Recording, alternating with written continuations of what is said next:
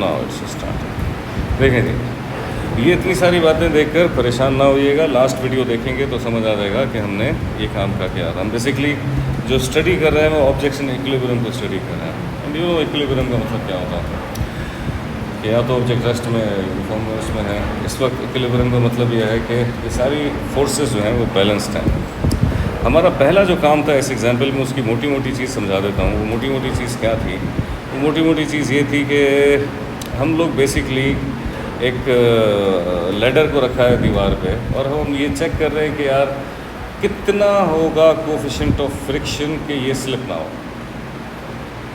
Right. तो हम सारी फोर्सेस को स्टडी करके इस म्यू की वैल्यू तक पहुंचते थे।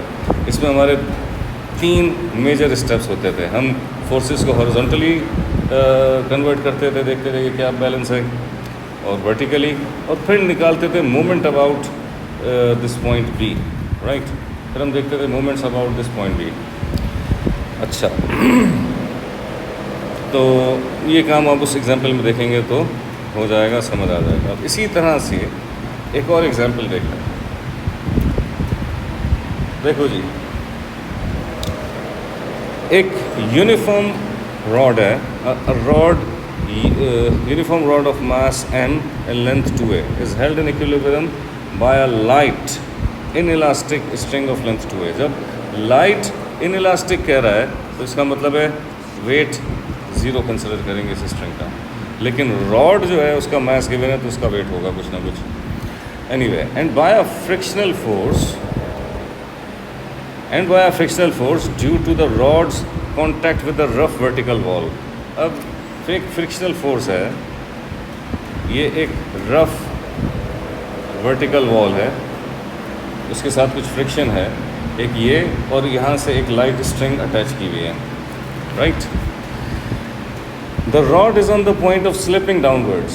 इसका मतलब सीधा सा है कि अगर ये on the point of slipping downwards है, ये आपको बताता है कि फ्रिक्शन की डायरेक्शन ऊपर की तरफ, ठीक है, ओके। अब ये 2 बातें हो गई।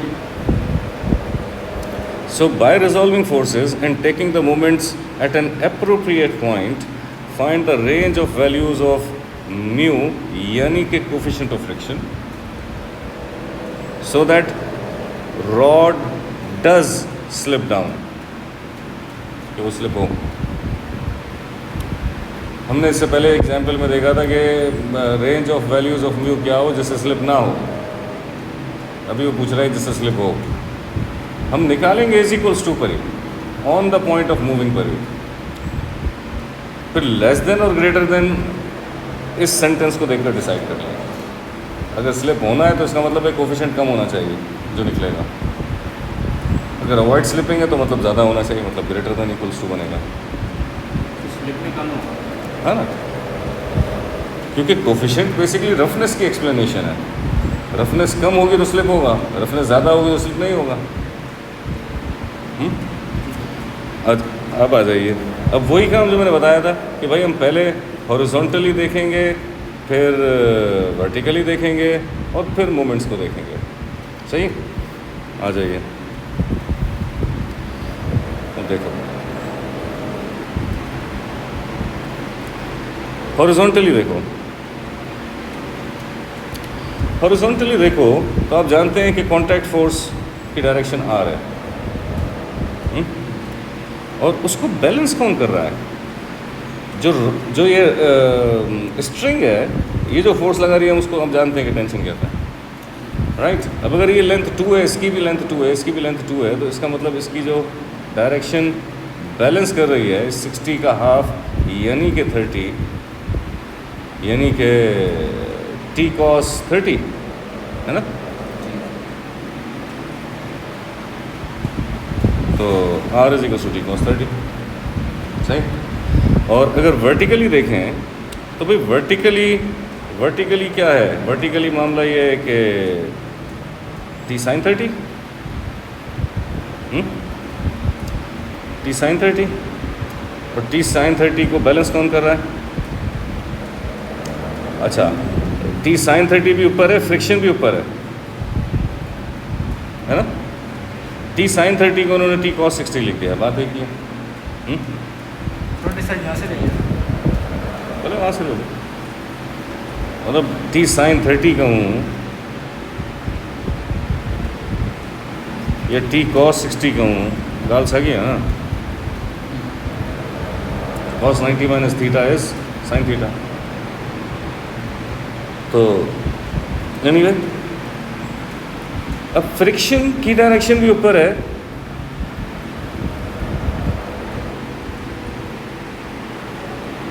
इसकी डायरेक्शन भी लाजमी ऊपर है। इन दोनों को बैलेंस कर रहा है एक अकेला वेट, ऐसा। तो इसका मतलब है कि ये इन दोनों बराबर, ये वर्टिकली आपने रिजॉल्व कर लिया, ठीक है।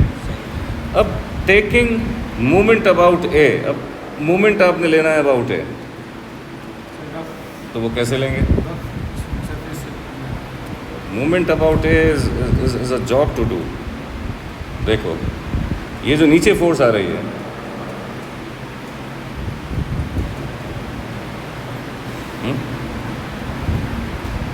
ये जो नीचे फोर्स आ रही है, इसका यहाँ से यहाँ तक कितना मोमेंट आर्म बनेगा? ए, क्योंकि रॉड है, सेंटर ऑफ मास बिल्कुल बीच में होगा। So this a mg multiply with a sine 60। Sine 60 का मतलब है कि वो जाहिर सी बात है, क्योंकि हमको डायरेक्शन वो चाहिए जो परपेंडिकुलर हो, है ना। हमें परपेंडिकुलर कंपोनेंट चाहिए उसका, मोमेंट में ऐसा ही करते हैं। तो अब आप जानते हो कि ये जो एंगल बनना चाहिए, क्या बनना चाहिए। अब ये 60 है तो इसका मतलब है कि ये 30 है ना। और इसको ऐसे अगर हम ब्रेक करें तो ये 30 है, तो ये 30 है, ये 90, ये तो ये 60 हुआ, ये 60 हुआ तो फिर ये 30 हुआ, है ना। तो ये 30 हुआ, तो ये जो एंगल होना चाहिए ये तो ये 90 है, ऐसा। तो ये 60 है, तो ये क्या बना? ये mg साइन 60। तो ये mg साइन 60 मल्टीप्लाई विद ए यहाँ से यहाँ तक का डिस्टेंस है, ठीक है। अब इस इक्वल्स टू ये इसने की है अंग्रेजी। अब मतलब ये अब ये टी कॉस 30 और टी साइन 30 को भी इन्होंने उस परपेंडिकुलर इस डायरेक्शन में तोड़ा है।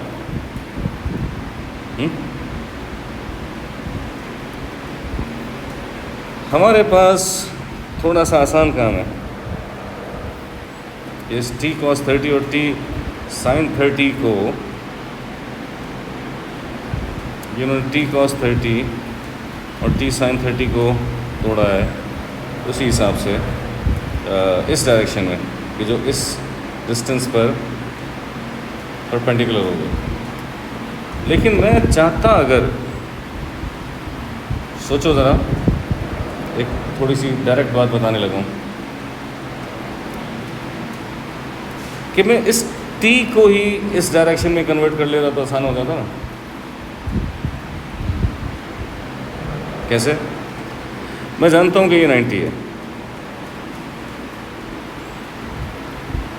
अगर ये 60 है तो उसका मतलब ये 30 है। अगर ये 30 है तो ये डायरेक्शन टी कॉस 30 हो जानी चाहिए, है ना। 90, ये भी 90, यानी कि ये ऐसे पैरेलल। तो वो डायरेक्शन जो इसके साथ 90 बना रही है वो टी कॉस 30 हो जाना चाहिए, हो जाना चाहिए। अब ये जो टी कॉस 30 है, देखो कॉस 30 का आंसर क्या होता है? कॉस 30 का मतलब √3/2। अगर तुम्हें इन दोनों को अलग अलग, टी कॉस 30 और टी साइन 30, इन दोनों को अलग अलग भी इस डायग्राम के एंगल्स बना के निकालता तो मैं पहुंचता यहीं पर ही। देखो mg ए साइन 60 की वैल्यू बताइए। साइन 60 मतलब √3/2। और ये सब कुछ हमने आसानी से देख लिया T cos 30 into 2a। Cos 30 का मतलब ये √3/2 और इसका जो डिस्टेंस है यहाँ से वो 2a है। a से a कैंसिल, √3/2 से √3/2 कैंसिल, ये 2 आके डिवाइड करेगा। So t is equals to 1/2 mg। Tension वाली बात नहीं थी। भाई टेंशन जो थी जी सर। इसके हमने दो कंपोनेंट्स बनाए ना, एक हॉरिजॉन्टल टी कॉस 30, एक टी साइन 30। जी सर। अभी इन दोनों कंपोनेंट्स को इस रेड लाइन जो मैंने यहाँ बनाई है उस डायरेक्शन में कन्वर्ट करेंगे ना मोमेंट निकालने के लिए, क्योंकि मोमेंट आर्म से परपेंडिकुलर होता है। जी सर। तो मैं इन दोनों को बारी बारी इस डायरेक्शन में कन्वर्ट करता, इन दोनों फोर्सेस को, जैसा कि इसने बेवकूफ़ी की है। बेवकूफ़ी काम अच्छा किया है, सॉरी टू से, राइटर है, मैथमेटिशियन है, लेकिन एक आसान तरीका ये हो सकता था कि जब इसके दो कंपोनेंट तोड़कर मैं इस डायरेक्शन में करूं, बेहतर है कि इसी का इस डायरेक्शन में कंपोनेंट निकाल लूं डायरेक्ट, है ना। जी सर। मुझे पता है कि मेरा टारगेट क्या था कि भाई वो इस मोमेंट आर्म से 90 डिग्री बनाए।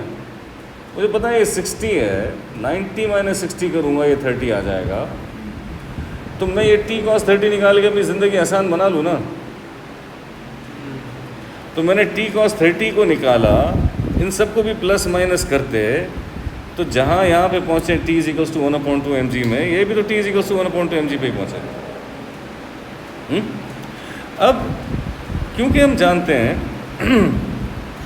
कि t मुझे पता चल गया है, अब मैं अगर ये वर्टिकल फोर्सेस की बात करता हूँ, इसमें t की जगह, इस t की जगह अगर मैं ये 1/2 mg पुट कर दूँ और cos 60 बताइएगा दोबारा क्या होता है। cos 60 का मतलब 1/2 plus f is equals to mg। तो 1/2 1/4 1/4 वहाँ ले जाएं, 1 - 1/4 f is equals to 3/4 mg। r इसमें था, t मेरे पास क्या आया 1/2 mg, cos 30 √3/2, तो 2 2 ज़ा 4, तो ये √3/4 mg r आ गया। आ गया। आई नो कि f less than equals to mu r होता है, ठीक है। तो f मुझे पता चल गया था क्या है, 3/4 less than equals to mu, और r मुझे पता है कि क्या है 1/√3/4। ये mg कट ही जाएंगे ना, तो ये 4 उड़ा दो, ये आके डिवाइड करेगा, तो म्यू इज ग्रेटर देन √3। लेकिन ये तो रिजल्ट दिया f less than equals to mu r ने। लिमिटिंग फ्रिक्शन का कॉन्सेप्ट था, जितनी लिमिट पे फ्रिक्शन आ सकती है। लेकिन सवाल क्या पूछा था कि स्लिप हो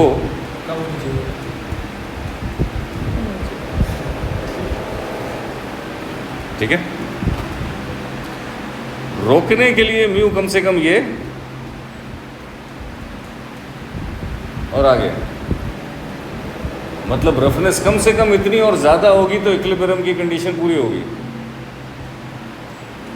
लेकिन वो चाह रहे हैं कि आप म्यू की वो वैल्यू बताएं जिस पे वो स्लिप हो, तो भाई हो लेस देन, ठीक है। सी कहानी है। तरीक़ेकार यही था पिछली एग्जाम्पल का भी, राइट। हमने पहले हॉरिजॉन्टल कन्वर्ट किया, वर्टिकल कन्वर्ट किया, फिर मोमेंट निकाले, मोमेंट के अंदर t और r दोनों को अलग अलग निकाला, और फिर f less than equals to mu r लगाया, और हमने कोफिशिएंट की वो वैल्यू ढूंढी जिस पे ये स्लाइडिंग होगी कि नहीं होगी, ठीक है। आ गया। अब देखो ये क्या डिफरेंट है। यस, ये एक अच्छी चीज़ है, और ये डिफरेंट चीज़ है। देखो इधर कह रहे consider a rectangular block placed on a rough sloping plane and imagine that coefficient of friction is large enough to prevent the block from slipping. मतलब वो इतनी रफनेस है ये स्लिप नहीं होने देगी. लेकिन अगर इसका एंगल बढ़ाते जाओगे तो गिर ज़रूर जाएगा, है ना, चिपका हुआ नहीं है बॉन्ड के साथ. अगर मैं ये एंगल बढ़ाता जाऊंगा तो ये टॉपल हो जाएगा, गिर जाएगा, है ना. टारगेट क्या है? Can we find the angle at which the block is about to topple.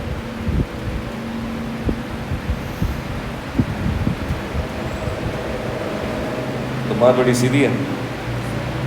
जब तक स्टेबिलिटी आप लोगों ने पढ़ी फिजिक्स में, अब ये सेंटर ऑफ मास है, ये लाइन है, ये जब तक अपनी बेस में मौजूद है टॉपल नहीं होगा. जब ये लाइन अपनी इस कॉर्नर पर आ जाएगी तो ये on the point to topple हुआ है.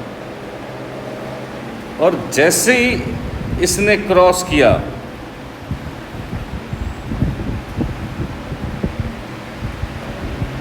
टॉपल. करेक्ट, बात समझ आती. अब how can we find this angle? की हो भाई, नाराज हो गई. ठीक हो गया, देख. एनीवे, अच्छा जी. तो when the block is about to topple at centre of mass, centre of mass will pass through the last point on the edge of the block, है ना. अपनी बेस के कोने पे जब पहुंचेगा ये लाइन, सेंटर ऑफ मास वाली लाइन जो ग्रेविटी से नीचे खींच रही है, ये वो पॉइंट होगा कि इसके बाद बस गिर जाएगा. तो अब क्या करें? लेट्स, इसको उन्होंने जना पॉइंट सी का नाम दिया. अब notice that there is a small triangle. अब यहाँ पे ये एक स्मॉल ट्रायंगल है that contains all the information we require. कैसे? देखो होगा क्या कि पहले तो आप देखो इस रेक्टेंगुलर ब्लॉक का जो सेंटर ऑफ मास है वो कहाँ होगा? हाफ द वे होगा. ए सेंटर में है ना, क्यूबॉइड है. तो ये क्योंकि a/2a/3a का था, वो जो भी है, बहरहाल मैं वर्टिकली देख रहा हूँ तो ये वर्टिकली a होगा ऐसे, ठीक है. और जाहिर सी बात है अगर ये ए ऐसे है तो यहाँ से यहाँ तक जो ये ट्रायंगल बनेगा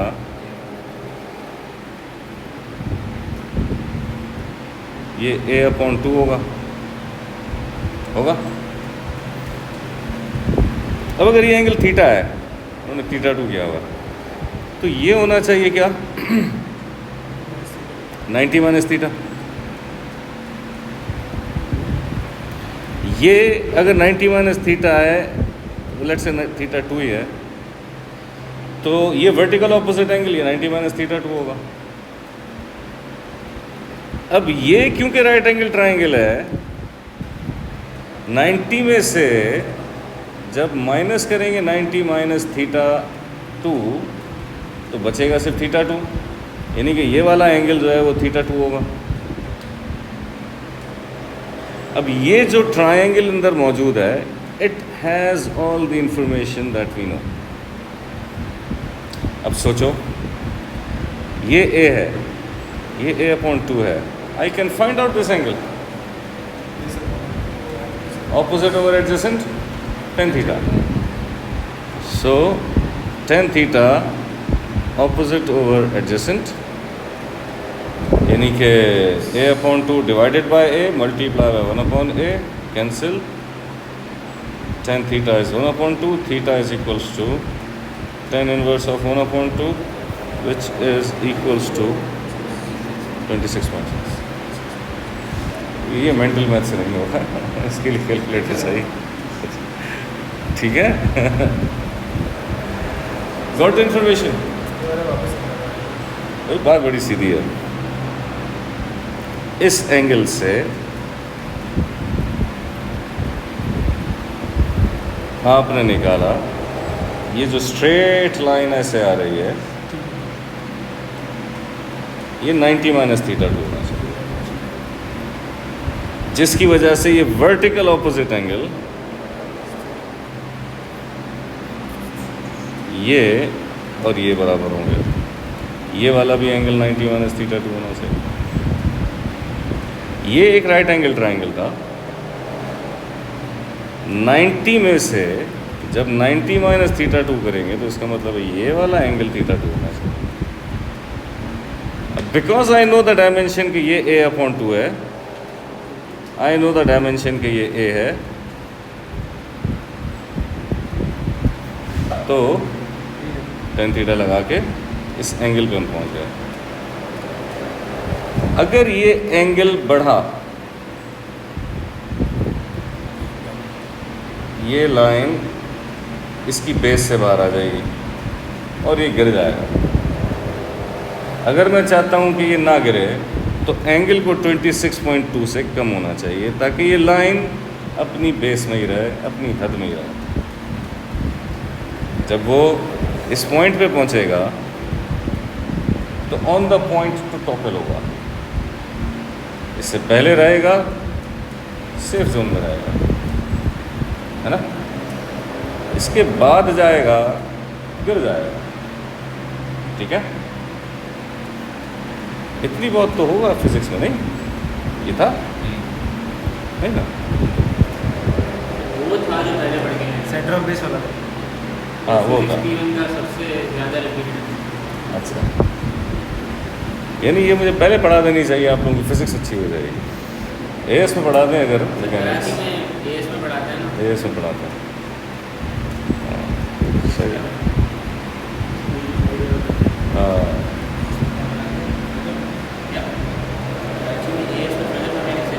फर्दर मैकेनिक्स देना चाहिए, फिजिक्स वालों को अच्छी हेल्प हो जाएगी। एनीवे मैकेनिक्स से भी काफ़ी हेल्प होती है, लेकिन मैकेनिक्स पढ़ने का मतलब है S2 का चांस ख़त्म, S2 नहीं पढ़े। एनीवे अब इधर देखो, वापस आओ, एक और example. A solid uniform hemisphere is placed on a rough slope with its plane face against the slope. ठीक है, assume that friction force is great enough to prevent the hemisphere from slipping if the slope at an angle of 65 degree. State whether or not hemisphere topples. Justify your answer if it does not topple, and what is the maximum angle of inclination? ठीक है, तो बात बड़ी सीधी सी है। Hemisphere के बारे में अब हमारा मामला बड़ा सीधा सा है। क्या था? 3/8। ठीक हो गया। अब हम जानते हैं कि ये जो हेमिस्फेयर का सेंटर ऑफ मास है ये 3/8 आर है, सही है।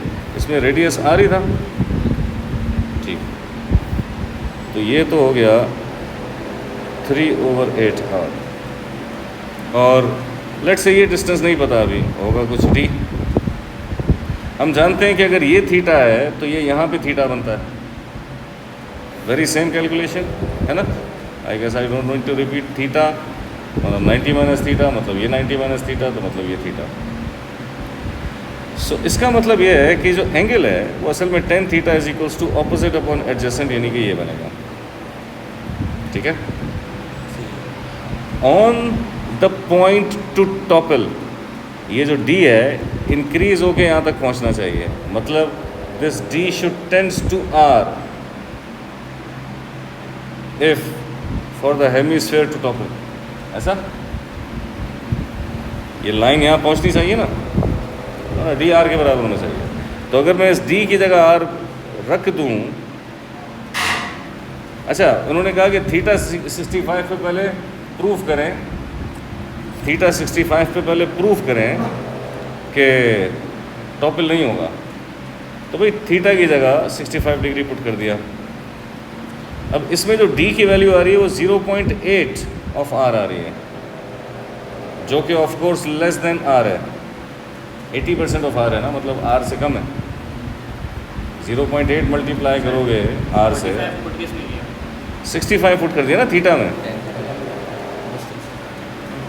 है ना।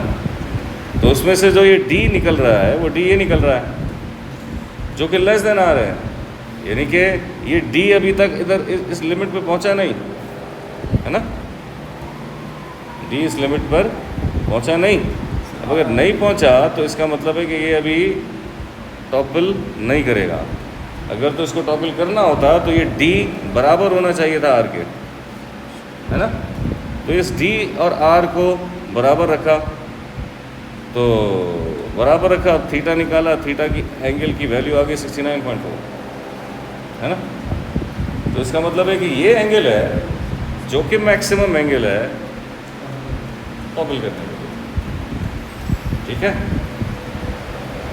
सो कहानी अभी ख़त्म नहीं हुई है, कहानी अभी बाकी है, बहुत सारी बाकी है। तो